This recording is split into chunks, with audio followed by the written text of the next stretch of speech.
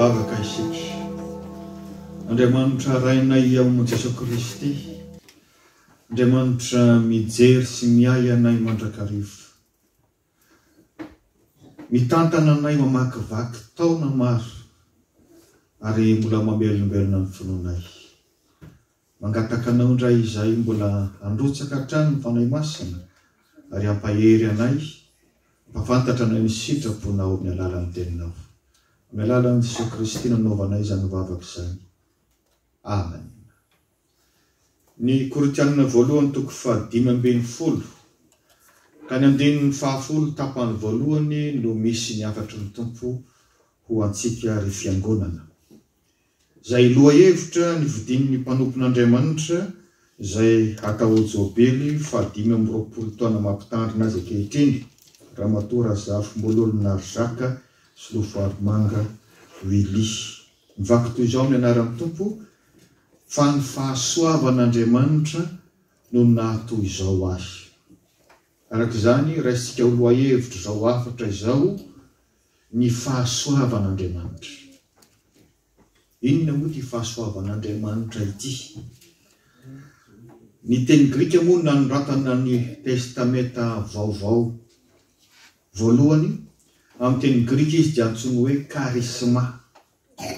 Raha dika amin'ny teny Farantsay dia hoe don gratuit, sady efa don no mbola gratuit.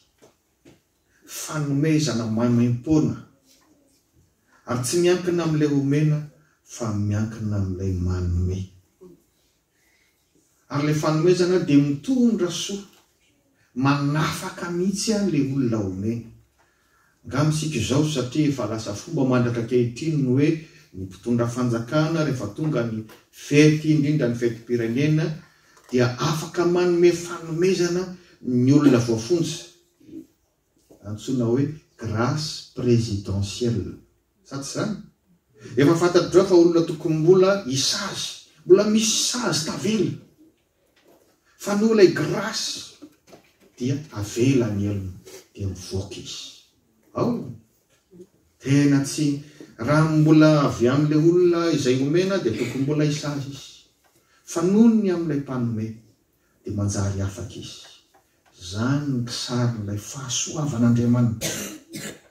Ka tsara mpahafantarintsika hoe inona ny vokatry izany. Indrindra tarafina amin'ny fiainan'ny apôstôly Paoly izay miteny izany. Ny fahamarinana voalohany zany dia ny hoe tsy mifidy bika amantare ity fahasoavan'Andriamanitra ity. Tsy mifidy bika amantare. Tsy mahagaga tokoa raha niaiky ny apôstôly Paoly hoe tena fahasoavan'Andriamanitra raha izao no mba voafidy ho mpanompon'Andriamanitra, ho apôstôly. Saoly ny anarany tamin'ny voalohany, fantatsika tsara zany.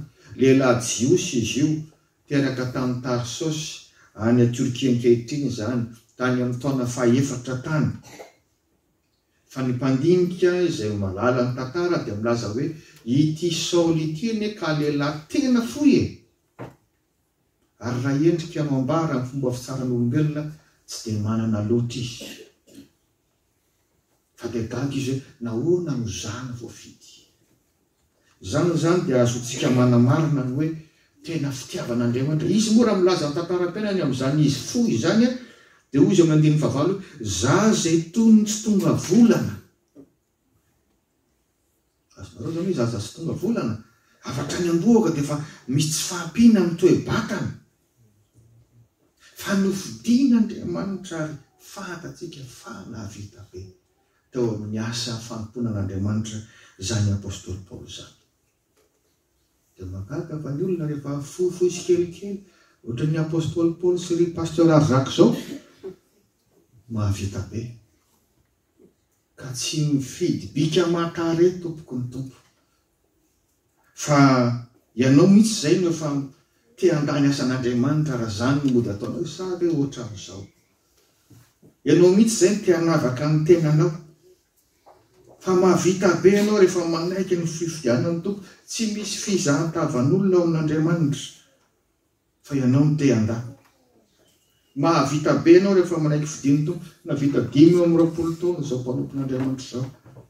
na dia jerenao kelikely sy vehivavy azy fa zay le fahasoavan'Andriamanitra misy hery manaingy hoeninareo rehefa avy eo ny tantarany ny amin'izany lalana fanompoana lavabe zany. Famarihana faharoa, mahavita manavitra ny diso lalana ity fahasoavan'Andriamanitra ity. Diso lalana tokoa mantsy ity Saoly ity, tena nafoy fotoana sy rondo ho amin'ny fivavahana izy. Vao 13 taona izy dia lasa nianatra teolojia tany Jerosalema, teo ambany saokan'izany hoe Gamaliela izany. 5 taona hoy ny mpandinika sasany milaza hoe 8 taona ary izy nianatra tany. Farafahakeliny izany mahana master 2 izy. Ary vokatr' izany fianarana lavabe nataony izany, tonga fariseo izy. Tena nafanampo izy tamin'ny fanompony. Sarotiny tamin'ny fivavahana, tahaka ny ray aman-dreniny izay fariseo ihany koa izy. Ary izy dia mihevy tena fa manana marina. Ka izay rehetra manohitohina ny fivavahana Jiosy na ny judaisma tamin'izany, dia tena natezitra azy. Tena lasa amin'ilay fiteny hoe fanatika izy zany. Ary anisan'izay heveriny fananohitohina ny fivavahana kristianina no tarihan'i Jesosy Kristy. Satria ny heveriny hoe miala amin'ilay judaisma. Ka dia nanolo tena hanenjika ny mpivavaka kristianina ny apôstôly Paoly. Izy zany dia efa mihevitra mihitsy hoe tena fiarovana ny voninahitr'Andriamanitra, fiarovana ny fivavahana marina nanaovany an'izany. Efa fantatsika fa diso lalana izy. Diso lalana izy. Dia navita nanenjika hoy aho. Ary izy misy no anisany namporisika ny namonoana any Stefana, Etienne no teny frantsay, izay martyra voalohany tamin'ny taonjato voalohany. Mahagaga ny tompo raha nitsangana tamin'ny maty, izy mbola manenjika ny kristianina. Fa nahita fomba ny tompo niaonana taminy ary namberena anazy amin'ny lalana marina. Lesinao antsika izany satria betsaka ny olona raha jerentsika ivelany dia hoe tena ho very ty olona ity. Aza reraka ny mivavaka ho an'ny olona anankiray izay hitantsika fa mety manaraka fampianaran-diso isika na diso fiheverana, fa mahana fomba ny tompo. Saoly zany dia efa tena lasa tena hoe fanatique hoe fanatique religieux. Ary aloha ihany ny fanena mpangalatra tsy izay mifanena amin'ireny satria rehefa fanatique izay ny olona mahavita hatramin'ny mamono anao ho faty izay nataony Saoly zany. Fa zao hoe manana fomba ny tompo tsy takatra n'izay. Tsalok'eto zany hoe dada rainy Soalambo. Zany tompoko ny nanorina ny toby fifoazana tany Soatanana. Fa izany olona zany mpimasy, mpivarotra ody mitety tanàna no niova fo efa nandreny ten'Andriamanitra. Dia lasa izy no mpanorina izany toby lehibe tany Soatanana zany. Zany no atao hoe fahagagana. Fa tsy le hoe io voninkazo dia miova lasa bibilava. Fa ilay hoe tena ianao niova tanteraka ny fiainanao.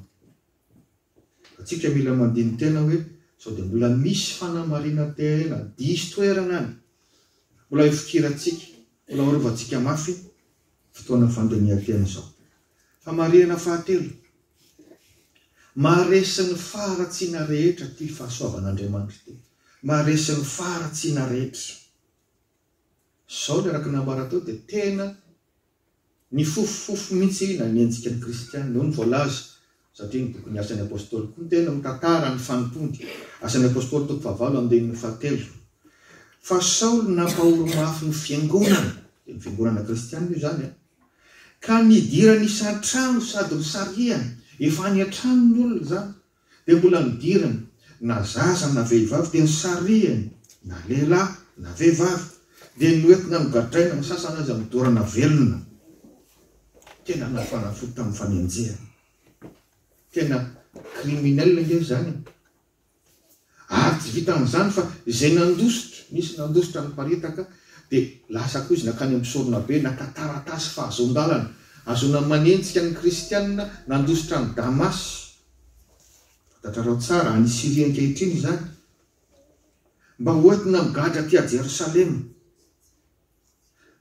Fa dia io man izy andeha amin'izany lalana izany, efa misy 400 kilometatra zany lalana zany. Fa no ilay fiheverany hoe izy marina dia lasa feno fankalana dia mamon'olona. Fa teny an-dalana io Damaskosy io izy no miseho mitombo tamin'ny alalan'ny fahazavana lehibe. Fa koa ny asan'ny apôstôly toko 7 dia ny voalohany ka hatramin'ny 12 ahitanao an'izany hoe fihaonana magaga nataon'ny tompo tamin'ny Saoly zany. Rehefa nihaona tamin'ny teo nahita ilay hazavana lehibe dia nikarapoka tamin'ny tany ary jamba mihitsy ny tantanina. Fa rehefa avy eo naniraka any Ananiasy ny tompo hanazava taminy, hametra-tanana aminy, hanao batisa azy. Tanao zany eo ny asan'ny apôstôly toko 7:20. Ary teo ny eo ihany dia nahiratra izy ary rehefa mazava tamin'ny zavatra rehetra. Teo ny eo ihany izy dia nakany a Damasy ihany, nakany amin'ilay sinagoga saika ny andianany hoe hisambotra nitory ny filazantsara dia nitory an'i Jesosy Kristy ho tompo sy mpamonjy. Zany tompoko ny tena fibebahana. Manova programa, manova fomba-poanao. Zay moa ilay hoe sarotra miala mahazatra, fa ny hery ny fahasoavan'Andriamanitra dia mahavita an'izany. Tsika nke zao mety afaka samy tantaraka antsika taloha. Misy olona nge dia tena hoe mahavita mamorona programa zao foana isana lahady, ary programa manalavitra ny fiangonana, manalavitra fivavahana. Zay. Fa zao ianao lasa tia vavaka, tia manompo an'Andriamanitra, tsy mahazo aona raha tsy maka tia am-piangonana. Zany ilay fahagagana nataon'Andriamanitra tamin'ny Saoly zany, ka hoana ny tsy ataony aminao. Ary afaka mba miteny koa ianao hoe ny fahasoavan'Andriamanitra no mahatoy zao. Vao vita batisa ny apôstôly Paoly dia nitory. Ary zay no miantsona antsika hoe aza atao tsinotsinona ny efa mahavita batisa, ny mampandray ny fanasan'ny tompo anao ka hoe tapitapy koa dia za tsy hivavaka intsony. Fa hitera-dozy zany sanatria. Fa efatra sady farany. Mahavita be amin'ny fanompona an'Andriamanitra isika rehefa miaina ny fahasoavan'Andriamanitra. Mahavita be amin'ny fanompona an'Andriamanitra. Inona ny oetreriatinao rehefa manompo aty ianao? Ohatrany raha rany an-trano ve io? Dia ozy anao ngamba hoe za tsy anao tsony fa ny zokiko zao tsisy mivavaka akory dia tsisy manisa rakitra, tsisy manadio trano fiangonana dia ohatran'ilay mifanjana dia hijanona ianao.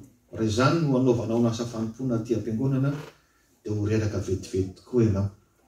Na mbola hifanjana amin'izay hoe sasany tsy manao fa za tsy anao, mety hiemotra mihitsy ary ny sasany iny dia hiemotra koa ve ianao? Mampatsiaro ny fanontanian'i Jesosy tompo mantsy amin'ny mpianatra hoe nareo koa ve mba hiemotra, nareo koa ve mba hijanona? Fa raiso hoe no ilay fahasoavan'Andriamanitra dia hidera azy hisaotra azy hanompo azy. Saoly moa dia nahazo anarana Paoly rehefa avy eo. Avy hatrany dia nitory ny tenin'Andriamanitra. Ary amin'ny samy apôstôly rehetra dia izy no navita be indrindra. Navita mitety kontinanta nanambara ny filazantsara Jesosy Kristy. Nisy 10 missionnaire anankitelo farafahakeliny.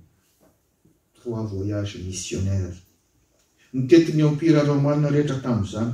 Izy raha teo nahazo ny zopiranena romanina.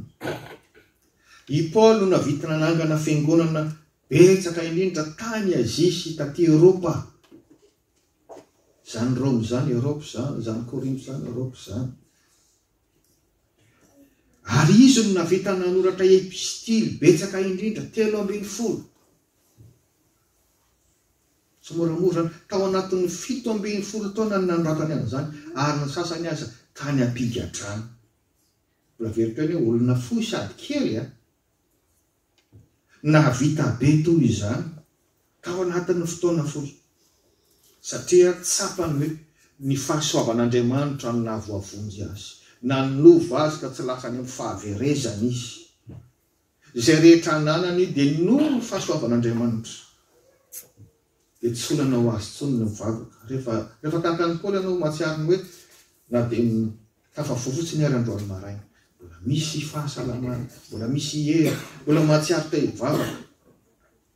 satrinao anompo an'Andriamanitra manontany inona no tokony ataoko.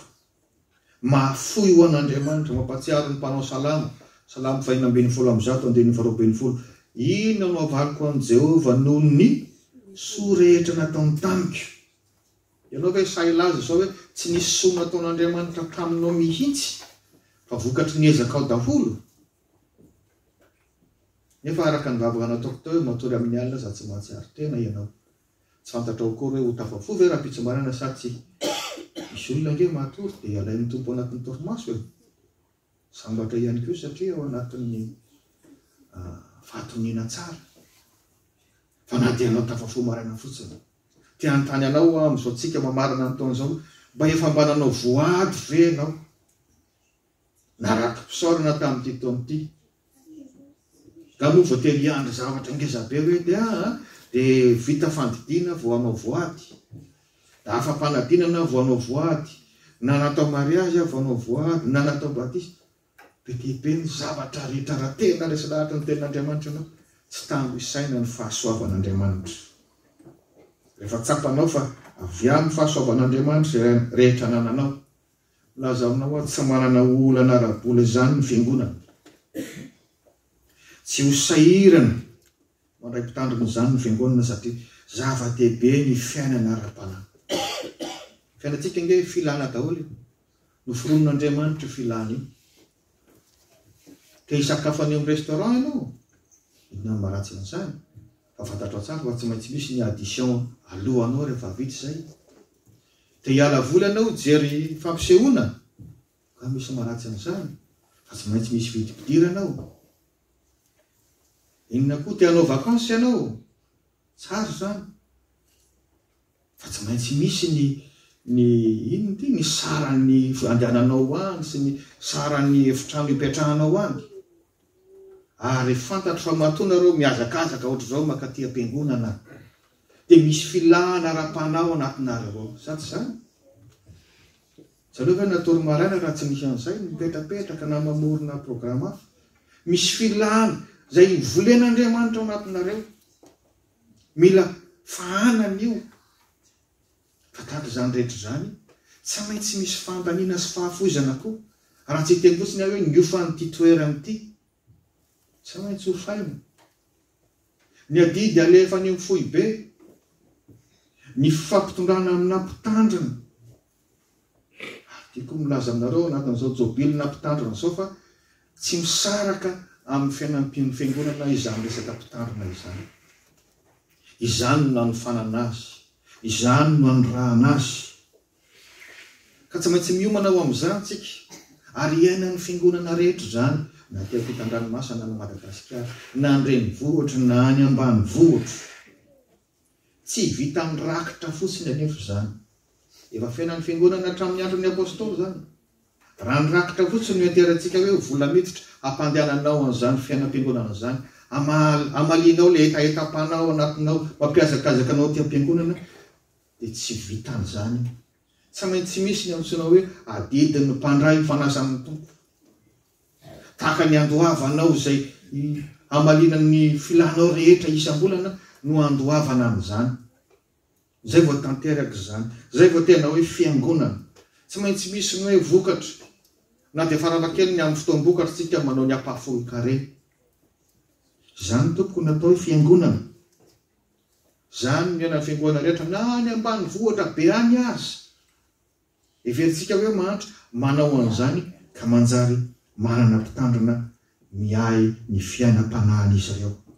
Ary milafa mihitsy ny hoe misy mpitandrina izany ny fiangonana. Tsy adala ny apôstôly Paoly izay mijory vavolombelona eto. Fantatsika hoe nanorina fiangonana maro izy. Fantany tsara fa ho be olana eo rehefa miala eo izy. Fa nametrahany mpitandrina ireny. Napetrany tao Efesosy Timoty ho pasteur any Turkia ankehitriny izany. Napetrany tao Kreta nosy ao amin'ny akaikin'ny Grèce ihany izany i Titosy ho pasteur. Napetrany tao a Korinto any Grèce Sostène sy Crispus. Fantany tsara fa mila an'izany ny fiainam-panahy ny fiangonana. Ny olona rehetra rehefa avy eo amin'ny anatin'ny herinandro tsy maintsy hamonjy ny asa mandrarahany. Ihany vady aman-jany any arariny loatra izany. tsisy le eritreritra ny fiangonana fa lay mpitarika lay mpitandrina ny tsy maintsy mamaky loha ary mitondra hevitra hoentiny antreny be sy ny maro ahoana ny oetrentsika ny adidy mba havelona amin'ity fiangonantsika ity fa tsy sanatria hitsipozipozy natsony tompo vavolombelona ny fiangonana averiko any mila ny fanahy ny fahafoizany zany raha mahatsiaro manana etaeta ra-panahy ianao fa rehefa tsy voavaly io etaeta ra-panahy atsika io ianao ihany dia mahatakatra isy korotana ra-panahy ary tsy maintsy hitondra korotana ra-tsainy zany isy fahabangany eo amin'ny fiainanao mbola hafa ilay fiaraha mivavaka ny atao hoe fiangonana tompoko dia le fiarahana mivavaka raha mbola azo atao dia le atsotsika hoe présentiel ny fiarahana mivavaka ny zava-dehibe fa tsy ny trano ivavahana ka tsy hoe tsy maintsy trano fiangonana anakile mahazatra traditionnel ty zao ato misy vitre cathédrale ato raha tsy misy le azo fijaliana ngezabe akory trano ity fa ny zava-dehibe dia hoe asiana latabatra masina asiana baiboly mivelatra asiana azo fijaliana ary ny mpiara-mivavaka amin'ny tena zava-dehibe ka na mahita angara aza isika dia diovina tsara asiana latabatra asiana azo fijaliana le fiaraha-mivavaka ny olona ny tena fiangonana efa nianarantsika teto zany sa tsy zany tsy mivavaka amin'ny trano fiangonana zany tsika azo eritreretina daholo zany mba hahazoana mijery tsara ny fandaniana eo amin'ny fiangonana fa tsy maintsy mijoro fiangonana tsika fa rehefa manomboka mangatsika rehefa manomboka hiemotra zay sarotry ndray ny mamerina ny afo olona efa nangatsika tany na mety efa lasany amin'ny fiangonana hafa any izy sarotra amindray zany ka ho efa mivavaka tsika atsiary ny asarobidiny zany mpitandrina iraka Andriamanitra ny asarobidiny fiaraha mivavaka ka tena mbanana fanetretena sy fahafozana ahoana ny ampitsoroana azy ry havana malala noho ny fahasoavan'Andriamanitra dia navita be teo amin'ny fiangonana zany apôstôly Paoly zany mbola tantaraina mandrak'androany momba azy atao modely nafoy hatramin'ny ainy azy azo ambary zany maty martyr ny tapahan-doha izy fa mipetraka amin'ny fanontaniana izao sy anao inona no avalinao an' Jehova noho ny soa rehetra noho ny fahasoavana rehetra nataony taminao. N'Andriamanitra ireny voninahitra. Amen.